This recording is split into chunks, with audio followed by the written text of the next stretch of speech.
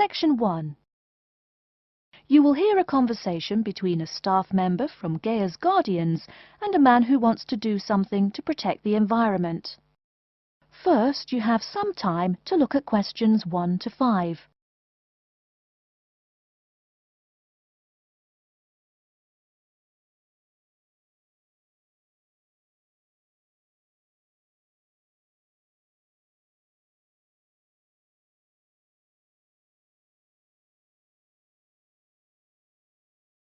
You will see that there is an example which has been done for you. On this occasion only, the conversation relating to this will be played first. Hello, how may I help you? Well, I've been seeing these yellow boxes in front of a lot of houses in my neighborhood. Just wondered what they were for. I noticed your phone number on all of them, so I called. Could you tell me about your business? We do recycling, but we're not a business. Gaia's Guardians is a non-profit group. We encourage recycling as a way of protecting the environment. The woman says that they encourage recycling as a way of protecting the environment. So, recycling has been written in the space. Now we shall begin. You should answer the questions as you listen, because you will not hear the recording a second time. Listen carefully and answer questions 1 to 5. Hello, how may I help you? Well, I've been seeing these yellow boxes in front of a lot of houses in my neighborhood. Just wondered what they were for. I noticed your phone number on all of them, so I called. Could you tell me about your business? We do recycling, but we're not a business. Gaia's Guardians is a non-profit group. We encourage recycling as a way of protecting the environment. I don't know. I mean, it is a good idea, but I really don't read the newspaper every day or anything. And we don't come collect newspapers every day. In fact, we only do pickups every other week. Oh, well, then maybe I could help. I mean, in my neighborhood there's too much rubbish lying around everywhere. I'd like to help out, I guess. That's great, sir. You're doing the right thing. Okay, I need to get your contact information. What's your name, please? Peter Wisrow. Peter, how do you spell your last name? W-I-S-R-O-W? No, actually, it's W-I-S-R-O-U-G-H. Oh, I'm sorry. I'm a terrible speller. You're a good speller. It's just that my family are terrible pronouncers. You're quite a card, Peter. Okay, now what's your address? Number 168 Bridge Road. That's here in London. How about if I have any questions? I'm sending you a copy of our booklet too. The booklet has our phone number and our email address, helpline@blackcat.com. That's HELPLINE at BLACKCAT.com. But I nearly forgot to ask, what's your postcode? BS97PU. PS97BU? No, that's B as in boy, S97P as in Peter, U. Before you hear the rest of the conversation, you have some time to look at questions 6 to 10.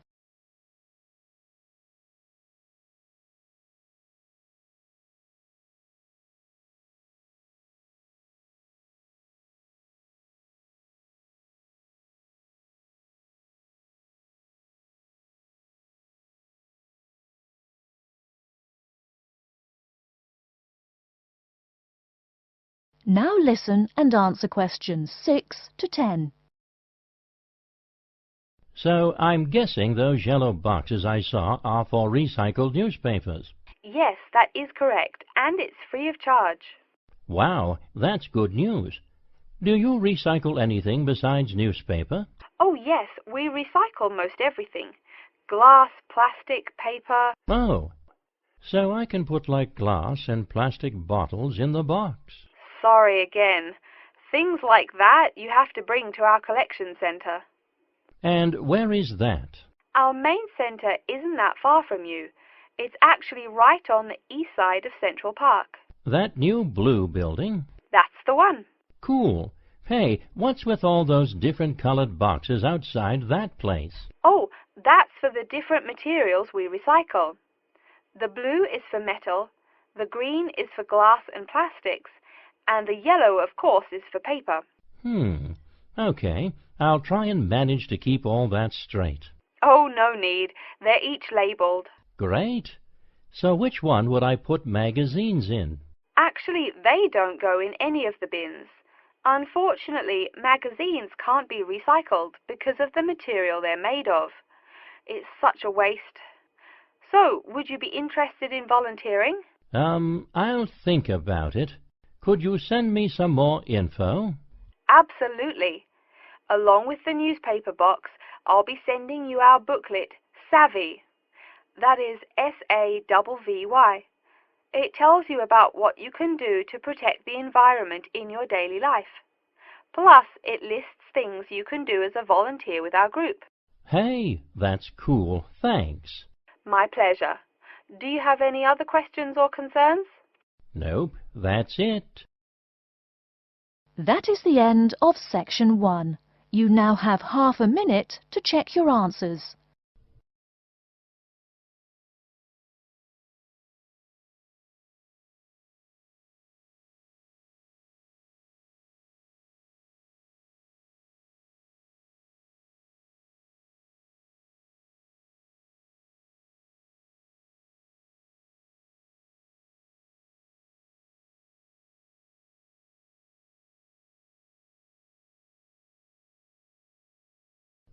Now turn to section 2.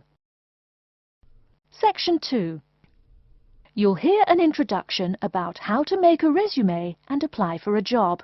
First, you have some time to look at questions 11 to 17.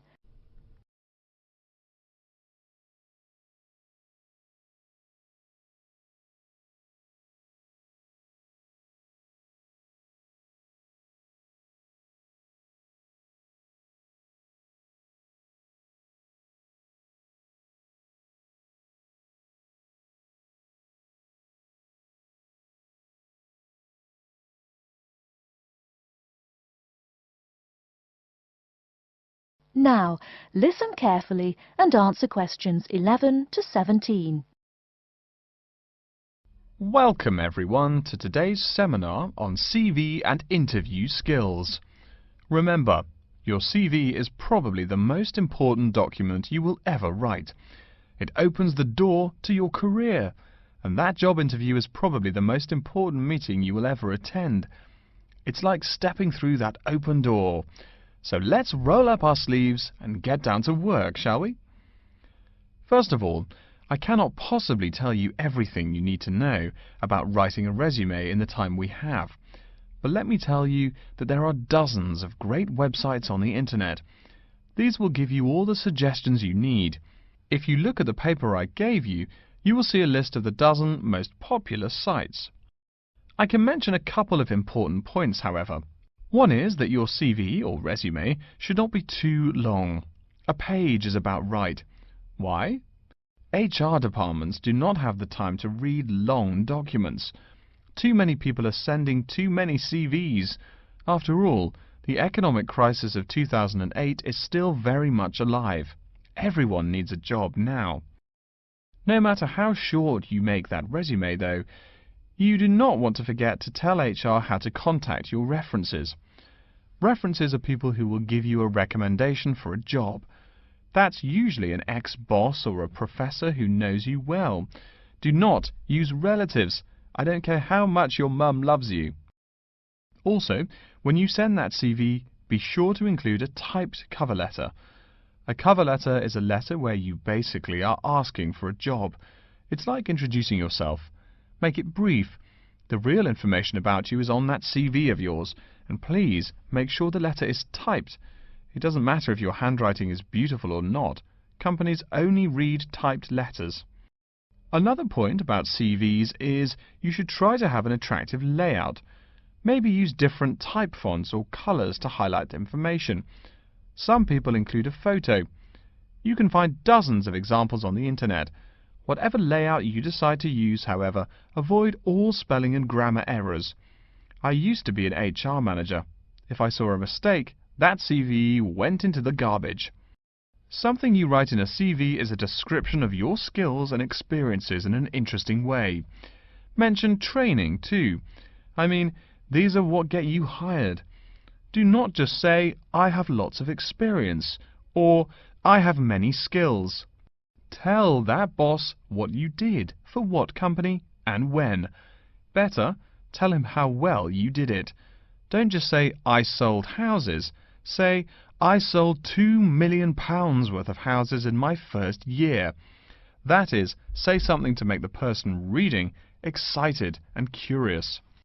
Finally, speaking of CVs, it's sad, but some people actually forget to provide a contact number. That's pretty silly. You wrote a great CV, you have HR dying to meet you, and they don't know how. You forgot your phone number. Oh sure, if you apply online they have your email address, but you just showed them you're forgetful. Why are they going to want to talk to you after that? Before you hear the rest of the talk, you have some time to look at questions 18 to 20.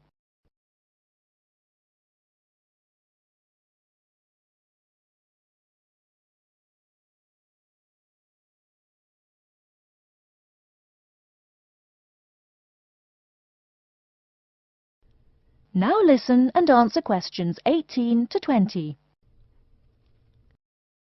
Alright, moving on to the actual interview. I'll go over what you need to know by the end of it, and what you can discuss and negotiate on later once it looks like you'll be offered the job. First, there's working hours. It's not that necessary to hammer out the hours off the bat, especially since it's easy to come off as lazy when the first thing you bring up is how much you're going to have to work. You can also find out more about possible promotions later on. It is important, however, to get a feel for how much you'll be paid. You should make sure the salary range is commensurate with what you're worth, and if you're not, you can move on to better opportunities. Being sure you're going to make what you want to live on is much more important than issues like your pension. You're all so young that your pension is not going to matter for quite a long time. You should find out about what skills you must know for the job and what they'll teach you. In addition, if the company will provide training, you should find out how long the training period is and whether it is paid.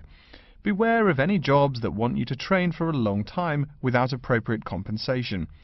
Speaking of compensation, find out about holidays as well. Do you get paid vacation time? Are you allowed to take personal days? Do you have to work on national holidays? Once you work out these main issues, you can move on later to details like the location and expected attire and whatnot. Wow, that's a lot of information. Let's take a break so you can think everything over and ask any questions you may have. Don't hesitate to come and see me if you need any clarification on all this stuff. That is the end of section 2. You now have half a minute to check your answers.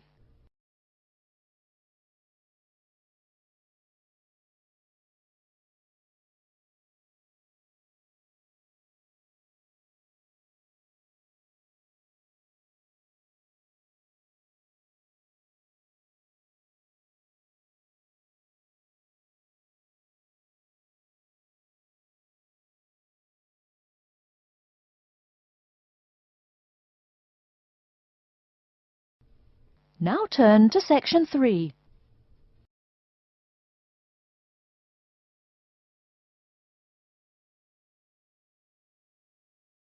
Section 3.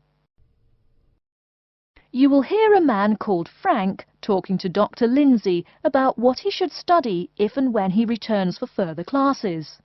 First, you have some time to look at questions 21 to 25.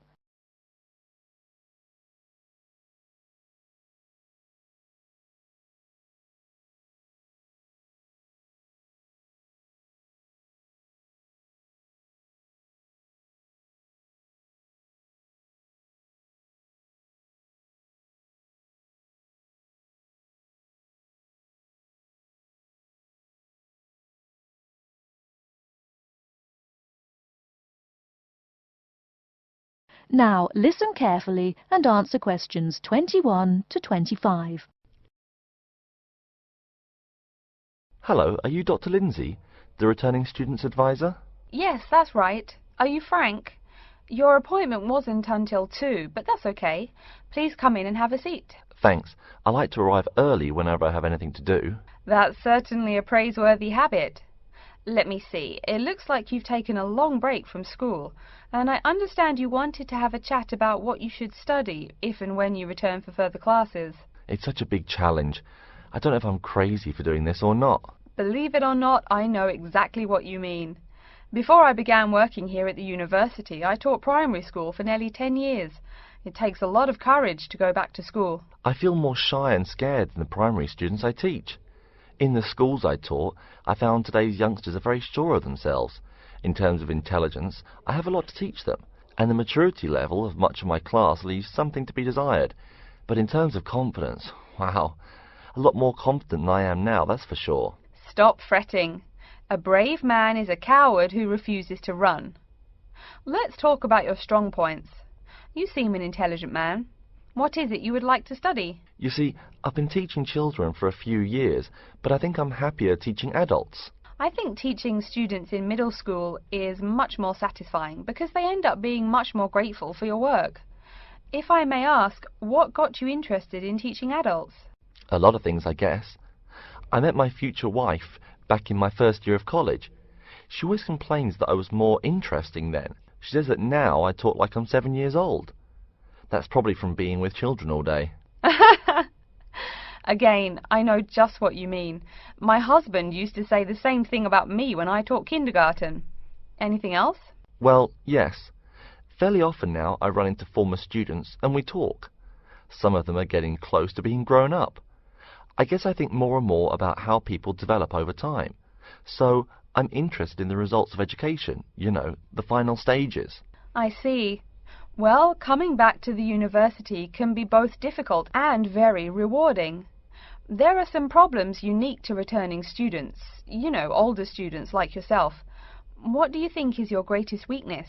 Well, I actually think my confidence is getting better. I'm definitely overcoming my introversion and starting to be much more comfortable in front of a class. To tell you the truth, I'm afraid I'm rather behind the times about many things. It's more difficult for me to chase after the popular things youngsters are fond of, such as iPhone, Twitter, if you name it. I think I understand. Before you hear the rest of the talk, you have some time to look at questions 26 to 30.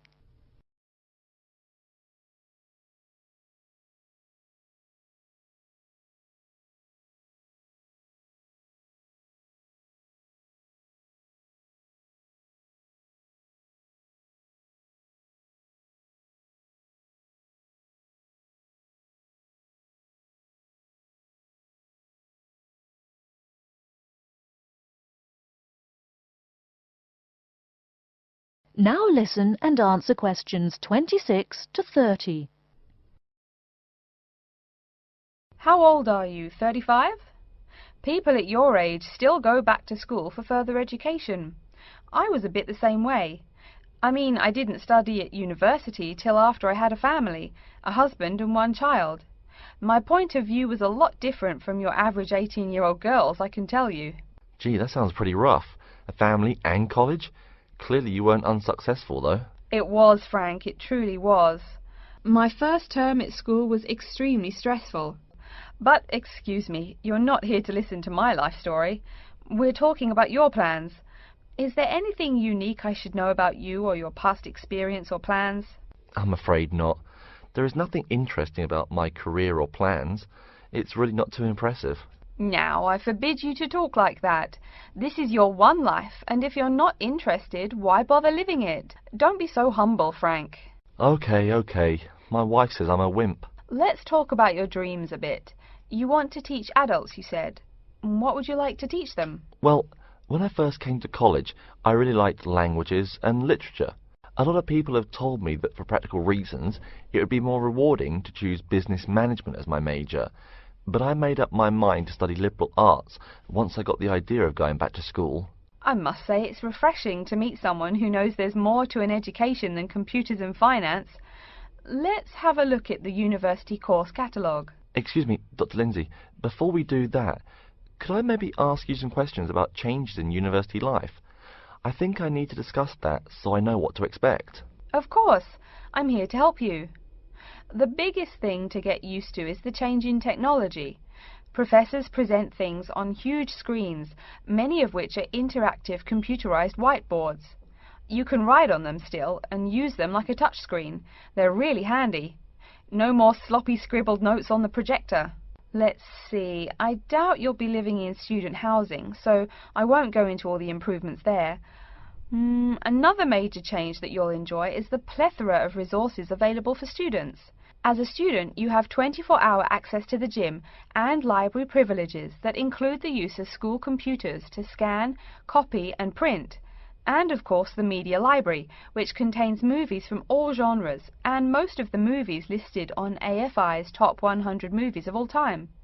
The dining facilities are also not what they used to be. They offer choices for all diets, and you can expect a hot meal any time of day. Wow, things really have changed. I'll be sure to utilize all those great facilities in my time here. Thanks for all your help, Dr. Lindsay. I think that's all the questions I have for now. That is the end of section 3. You now have half a minute to check your answers.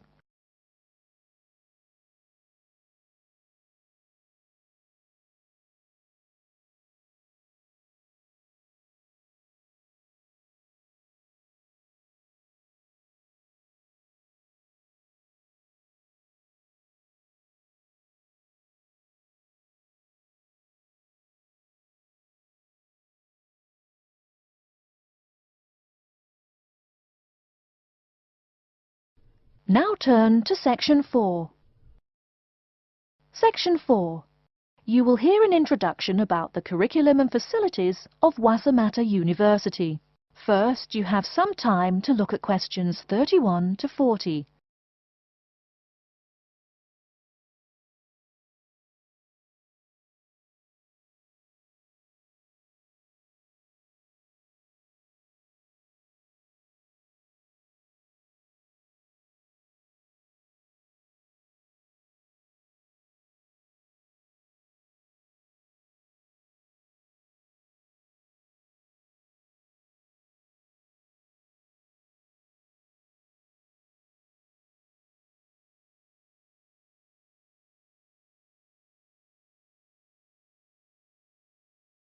Now listen carefully and answer questions 31 to 40.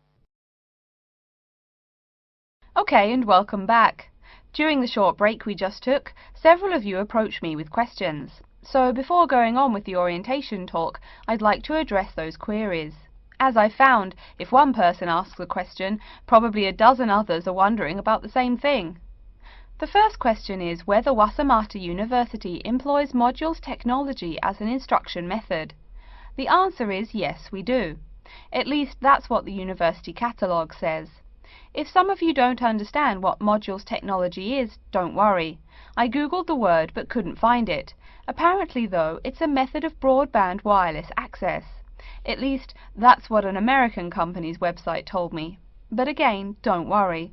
If you need to know something more, your professor can tell you. Another question someone asked me was what tomorrow's workshop on research methods and skills was about. Well, research skills include any method you can imagine for finding and presenting any information you need. That's not just schoolwork either. Writing English, the native language for most of you, and finding a job are also research skills.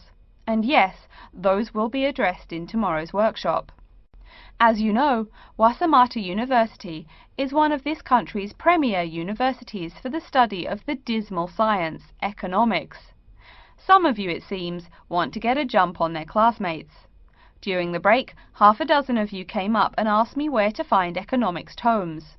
I know it's odd, but this school's library holdings are divided up between two libraries. Economics books are in the old library. If you look out of the window behind me, you can see it. It's the red brick building. Oh, before I forget, you economics types also need a lot of math, am I right? Well, those math books are neither in the old library nor in the new one. They can be found in the math department building. Why am I telling you this? Doesn't the invisible hand guide economists?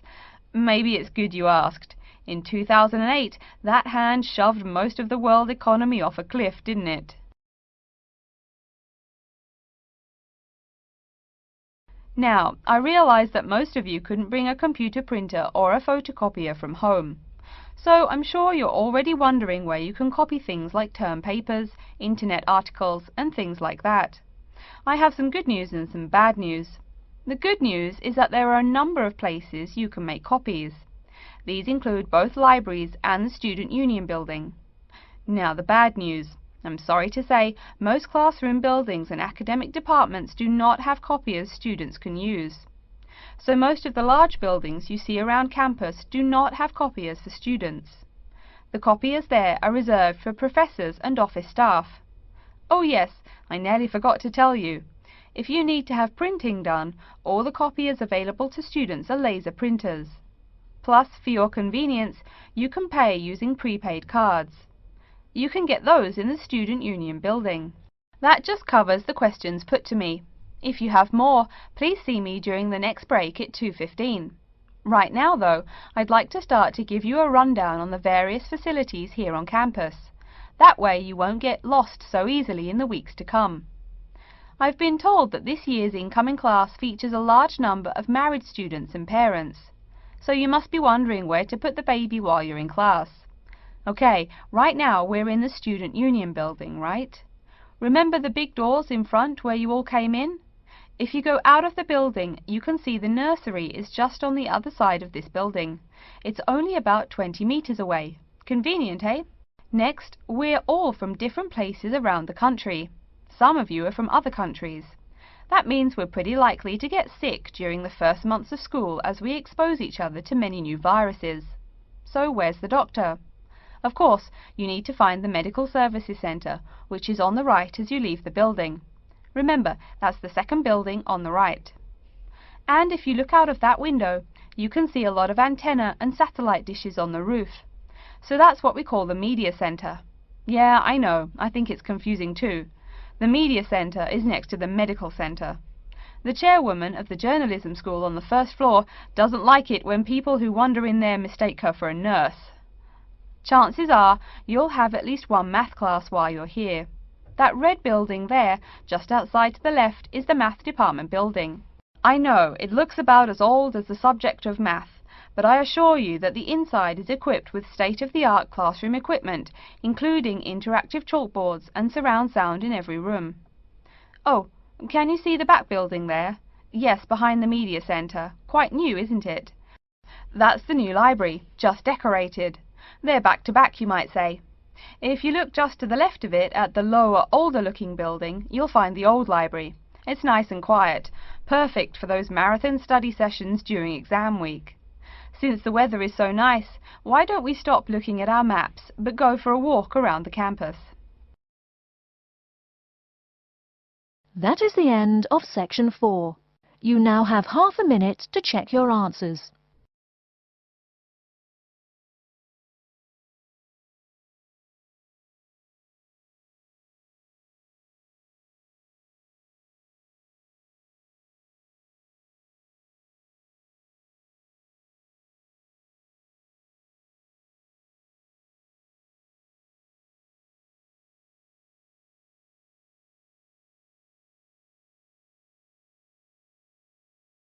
That is the end of the listening test.